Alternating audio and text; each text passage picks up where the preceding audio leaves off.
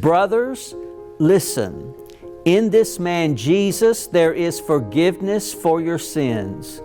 Everyone who trusts in Him is freed from all guilt and declared righteous, something the Jewish law could never do. Now, the power of the gospel that Paul preached is that everyone who believes can have all their sins forgiven. There is nothing else you can do to be forgiven for your sins. The old covenant was based on being saved because of what you did, obedience to the 10 Commandments. To be forgiven, you had to do something good. But the whole point of the new covenant of grace is to be saved by faith, believing in Jesus Christ.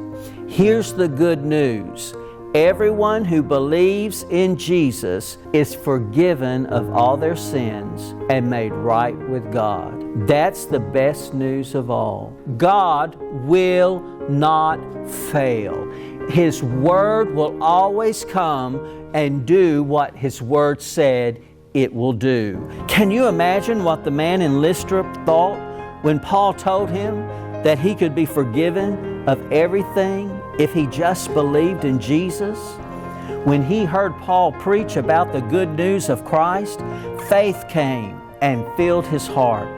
He must have turned away from his lame feet and pushed away from the idea that he was born lame as a punishment for his or his parents' sins.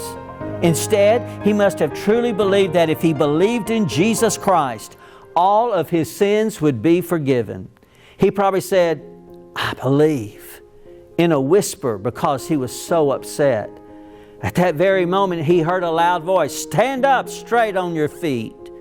Paul told him to get up, and before he could think twice, he jumped to his feet with joy. For the first time in his life, he was able to walk. Paul did not put his hands on the man in order to heal him. There was no call to the altar for people who wanted to be healed.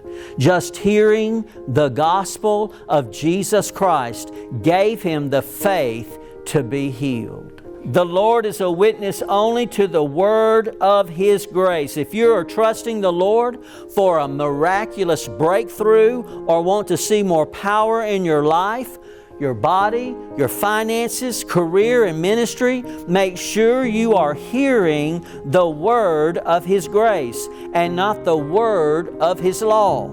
Jesus' style was also to start by telling people about the good news. Wherever He went, He taught and preached to large groups of people before healing them. He showed signs and wonders to back up what He says about His grace. What did Paul first teach about? Forgiveness of sins. And then he didn't really teach on healing. He just said, stand up. If you believe in this, then we can have miracle signs and wonders. It's not in, I've got great faith to be healed. No, you have faith in righteousness that you are the healed. See the difference between the two? In other words, I'm not believing for my healing. I'm believing in the fact that I am healed. I'm not moved by pains in my body. I'm not moved by the lack that I see financially. I'm not moved by whether or not things are flourishing in the ministry or there's, because why? You're judging things by what you can see.